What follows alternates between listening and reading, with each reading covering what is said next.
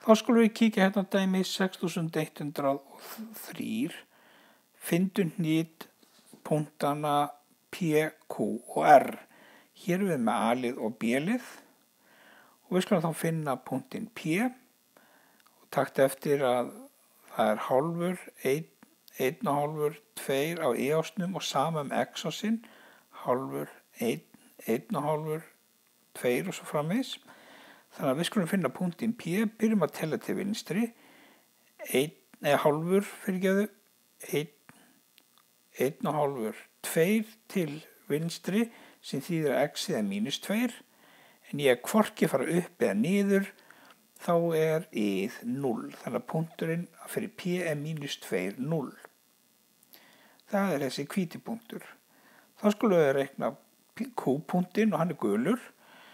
Ég fer hvorki til vinstri eða hægri hérna af því að þá er x-ið 0, en ég fer frá þessum punkti hérna 1 upp og þá er ég komin, ið er hérna 1, ljómandi.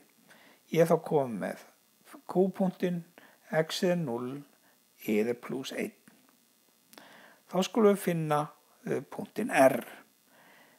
Hann er hérna 1 og hálfur, 2 til hægri og hversu mikið upp? Hálfur, 1 og hálfur, 2. 2 til hægri, 2 upp. Hér er sápunktur komin og hann er merktur með grænu. Þá skulum við núna kíkja á B-liðin.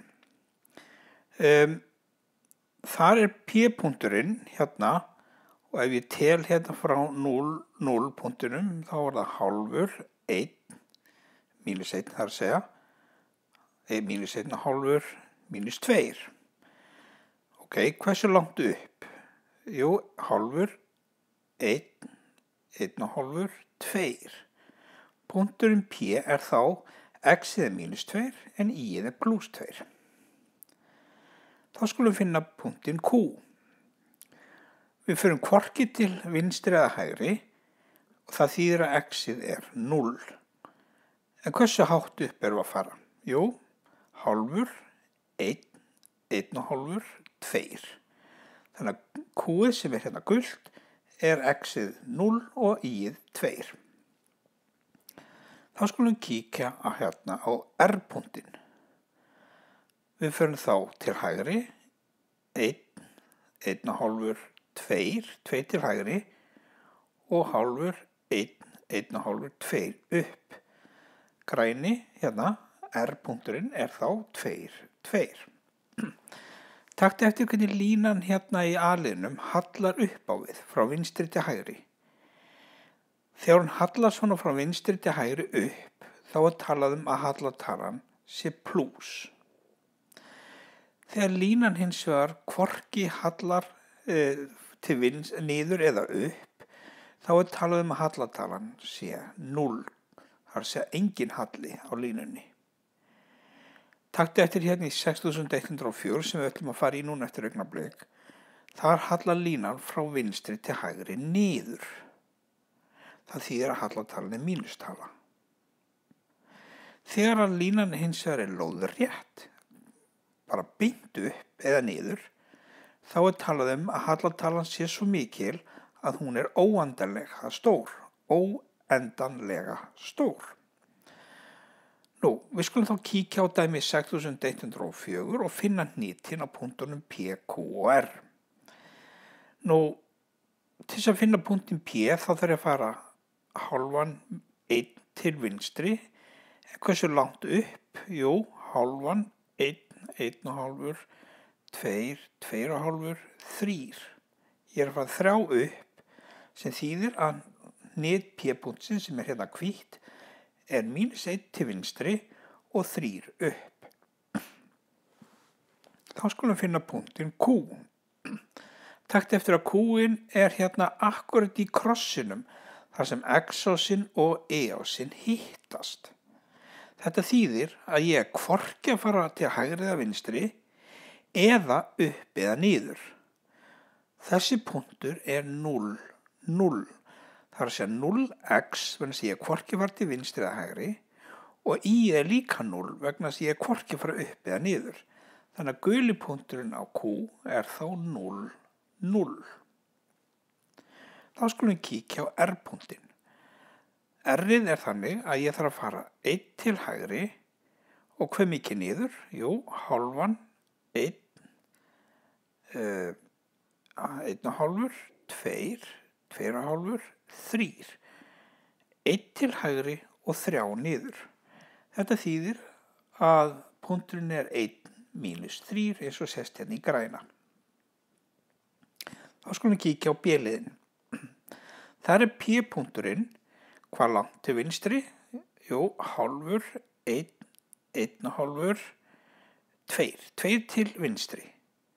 Og hvað hátt upp? Jú, hálfur, 1. Þannig að það er 2 til vinstri og 1 upp. Hvað með Q-punktinn?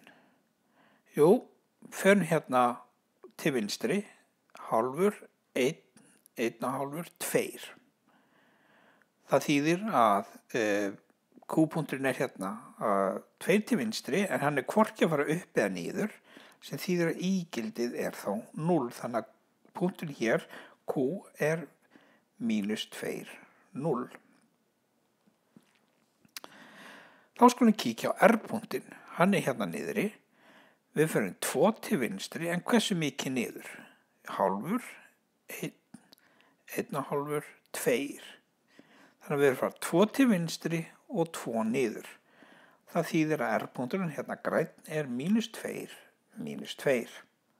Og taktu eftir hérna með lóðréttastrikkið í hérna 6104b að x-gildin eru öll eins á punktunum.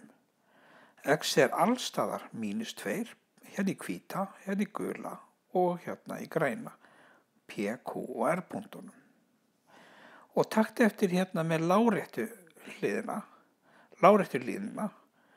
að hér er P, Q og R og taktu eftir að ígildi er nákvæmlega sama í öllum punktunum, bæði hvíta, gula og græna, sem sagt P, Q og R, talan 2.